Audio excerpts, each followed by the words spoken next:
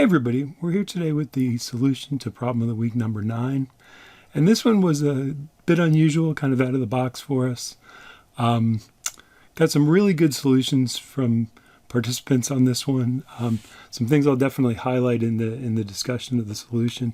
But before we go into that, I just wanted to review the nature of the problem. So what I'd given you was a big data set from Kaggle of 93 years of Oscar data. And what we wanted to do was to pull out the Best Actress winners, and particularly those women who had won more than one Best Actress award, and then to visualize using the query on timeline the year in which they won their second award. And in putting this problem together, I had a number of objectives. I kind of start development of each problem with what do we want the problem to focus on, and what do we want the major objectives to be. And in this one, there were 3 of them. The first one was to learn or develop some practice with the group by and all rows construct. And I've got a thumbnail here from a recent YouTube video that I did on this. And it's something that I've been really focusing on because it solves a really wide range of problems quite simply, and oftentimes eliminates the need for some very complex stacks. So it's something that I wanted to highlight in this problem. The second objective is particularly for folks who are not used to working in M. I wanted to create a problem that would develop some comfort in writing basic M code, or at least kind of force you into that mode of thinking about what is it like to develop kind of fundamental basic M code, and what's the process for going about doing that. And I think one of the things that really motivated my thinking on that was a chapter in Gil Raviv's book on Power Query, which I think is by far the best book written on Power Query. And I was recently going through that chapter on M code, and in it he says something really interesting, which is that he says about 40% of problems in Power Query can be solved just through the user interface. But that with the addition of some basic M code and the ability to create custom columns, which, as you'll see, is really not that hard, you can bump that percentage up over 80%. So you can double your problem solving capability with just some pretty fundamental simple skills. And I wanted to begin to kind of introduce a process for how to do that. And the third thing I want to do is for those who are not familiar with the query on timeline custom visual. It's one that I've really come to love. I've used it in a number of different instances, and I think it just provides a really unique way of visualizing data. So wanted to kind of introduce that into the problem as well. And so in thinking about this problem, what I wanted to do was a thought experiment, which is instead of jumping right into the Power Query steps, is I wanted to think about what would the problem look like if instead of a CSV file, I'd just given you 93 slips of paper, one with each year's Best Actress winner. What would the solution look like? And, in thinking about this, I think every single person would know exactly how to do this if you'd given them these slips of paper. That their solution would probably look something like what I've got below, which is you'd sort the slips into groups by actress. You would throw out any group that just had one slip on it. So we'd only be looking for the multiple award winners. Then for each group, you'd sort those slips into ascending date order. So the earliest win date at the top, and then going down to the last win date for each actress. And then you would just choose the second slip in each group. And so that's something everybody would have, I think, a relatively similar solution on that. And once you've got that conceptual solution, then it's just a matter of figuring out how to make Power Query execute each of those steps.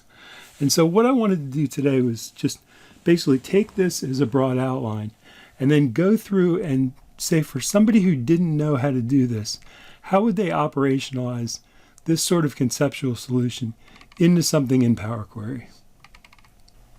And the approach we're going to use to do this is what Melissa DeCorte, our resident Power Query guru, refers to as learn by Googling.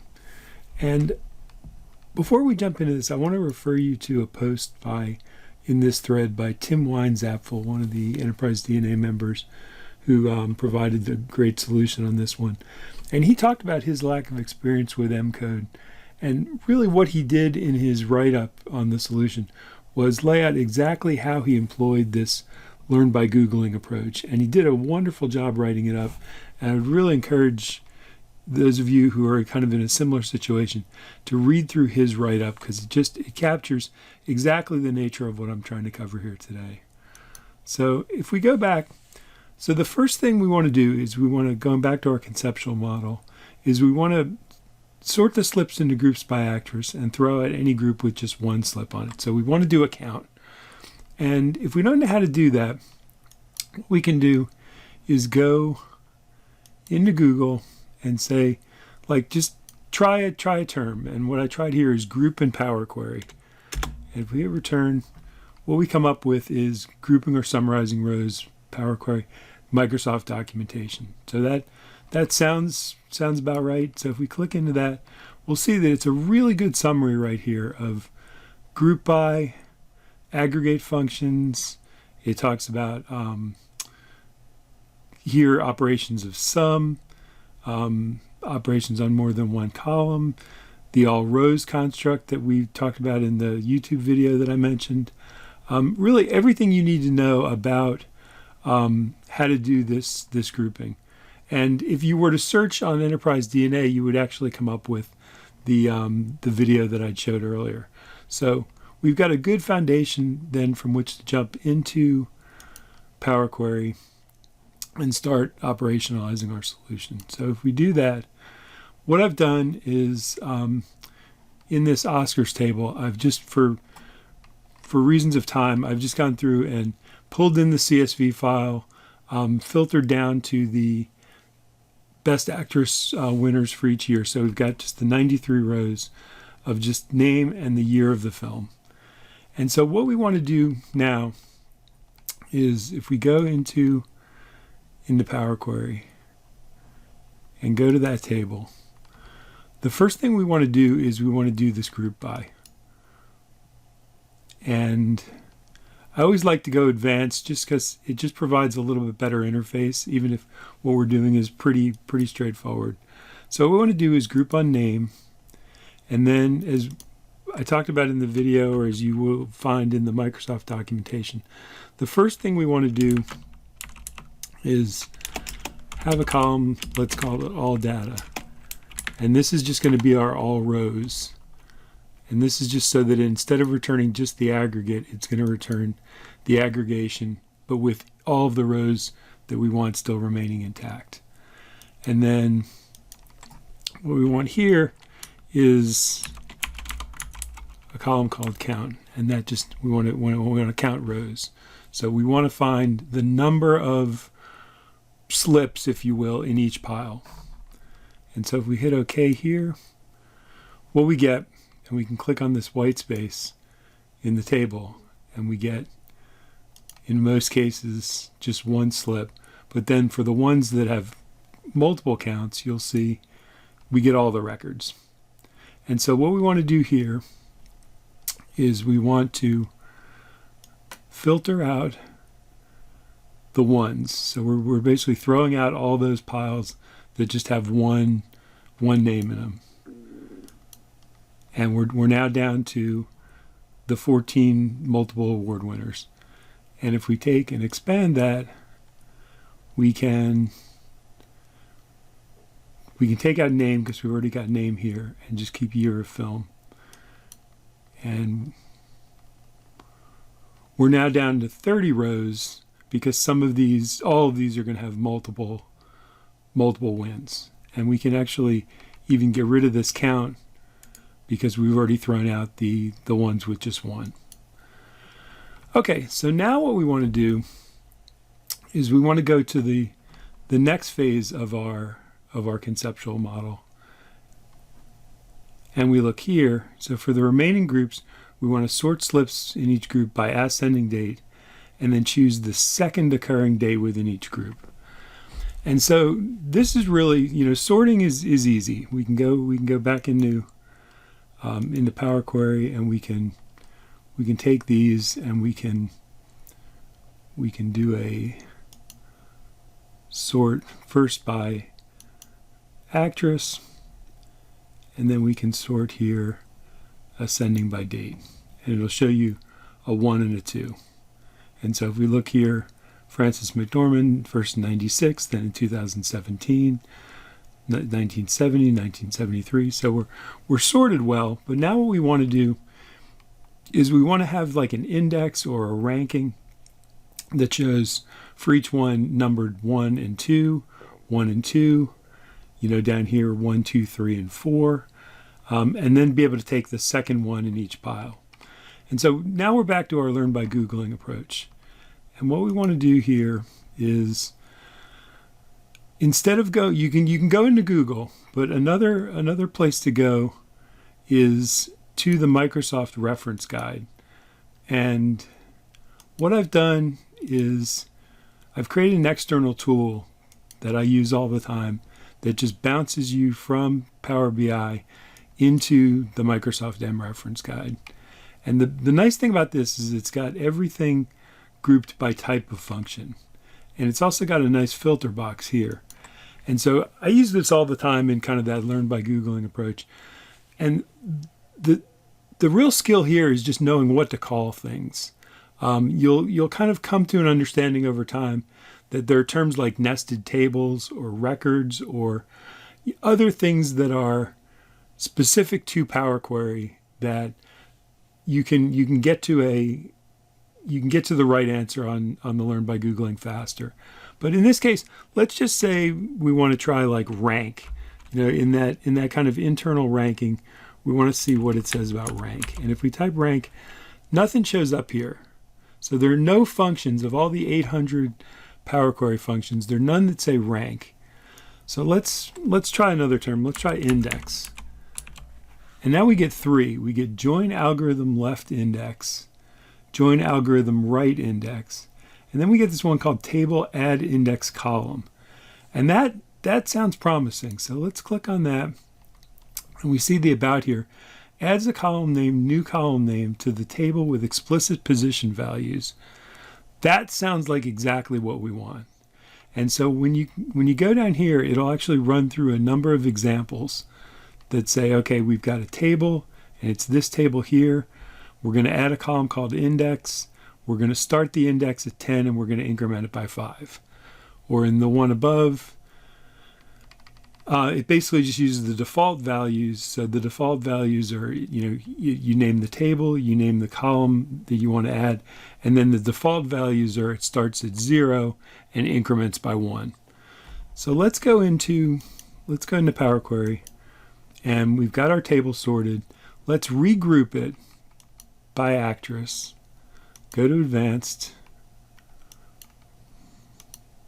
and we're going to do the same thing. We're going to do all data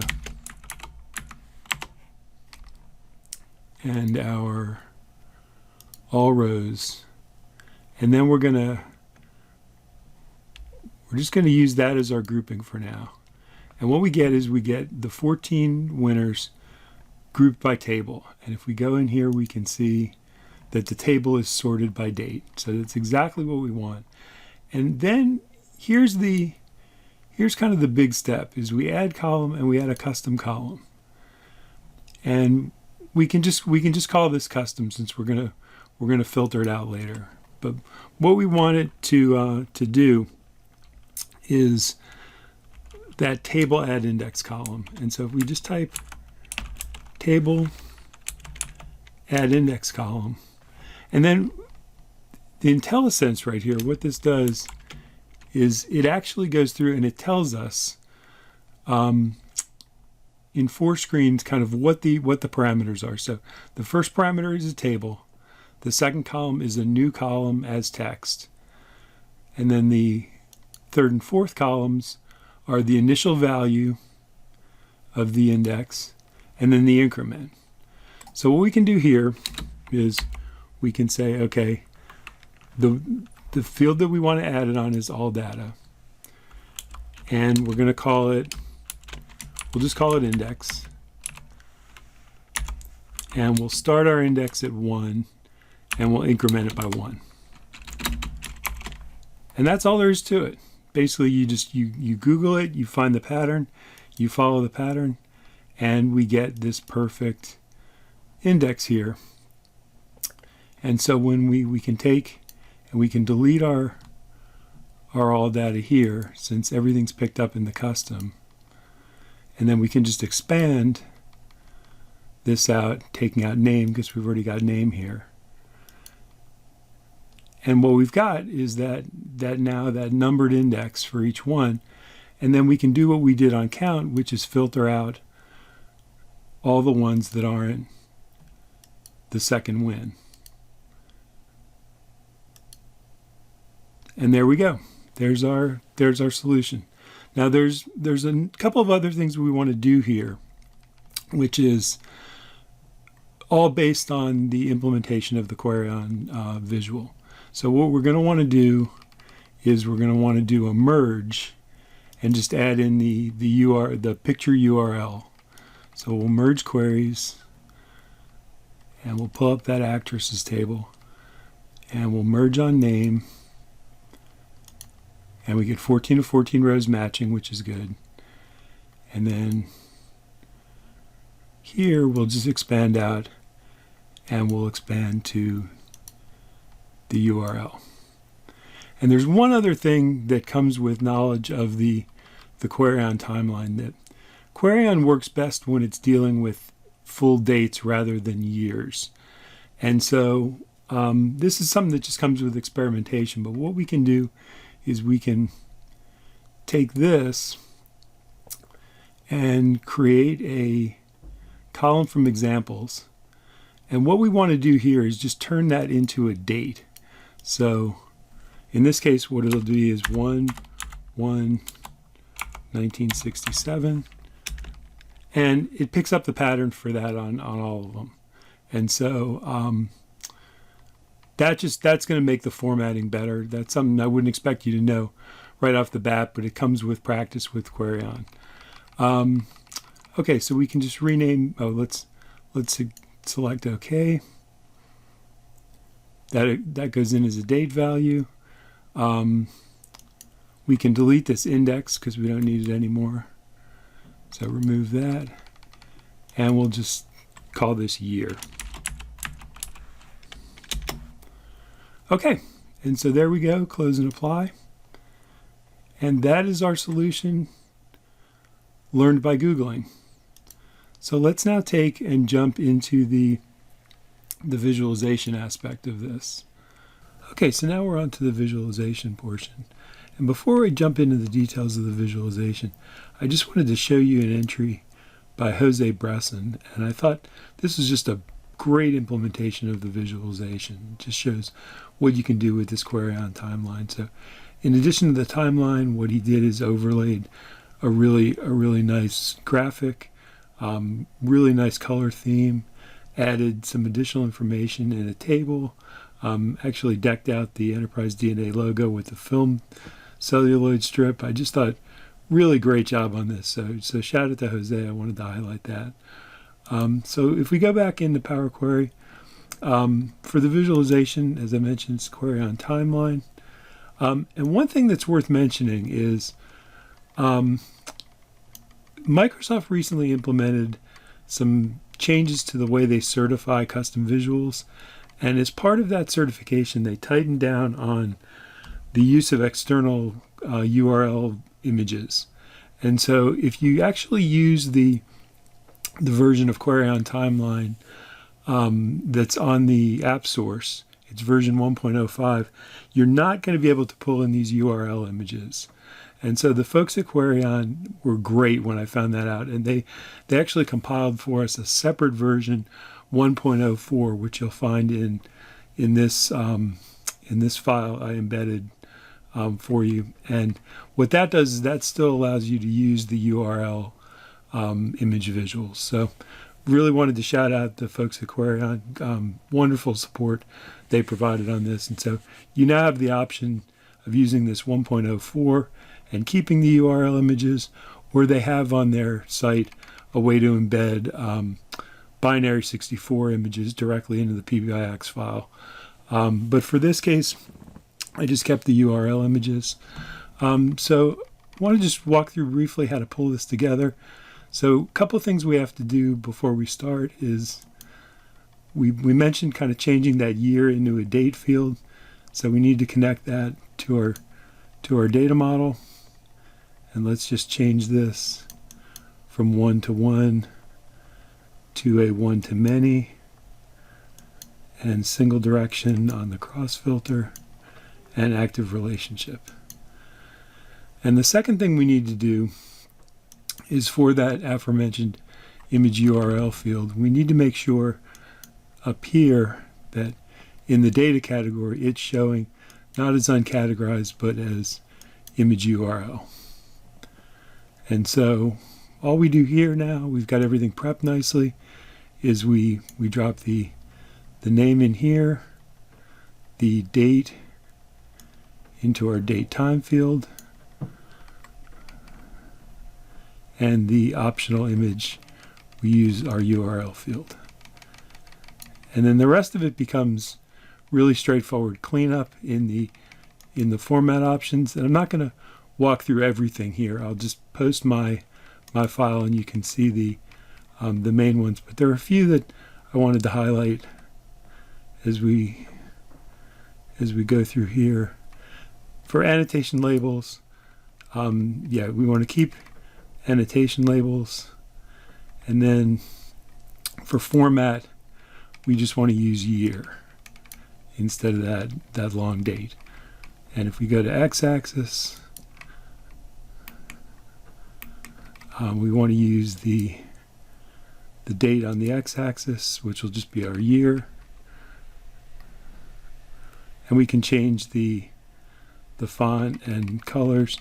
Manual date scale, so to keep this from getting cramped at the end, what we can do is put in a manual date start of 1930,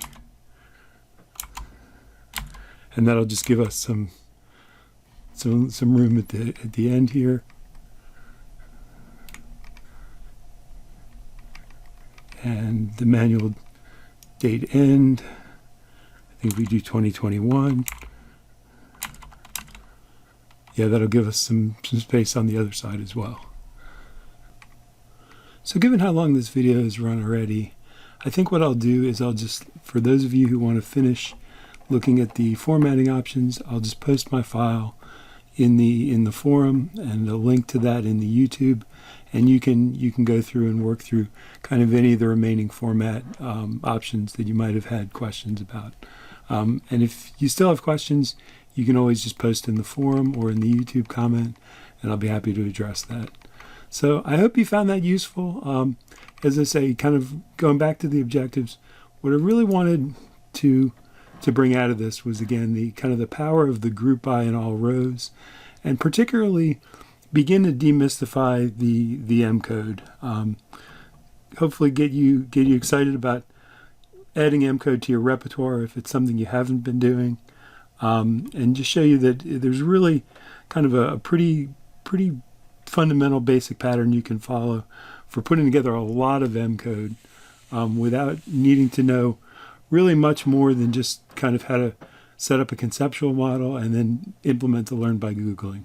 So I hope that's helpful. Look forward to seeing maybe some custom M in future problems of the week, and look forward to seeing you in the next video. So as always, thanks for participating. And if you found this useful, please throw it a like. And if you've got any feedback, I'd love to hear that in the comments. So thanks again. Hey everyone, thanks for tuning in to Enterprise DNA TV. If you enjoyed the content covered in this particular tutorial, please throw the video a like. It really helps us and we really appreciate it.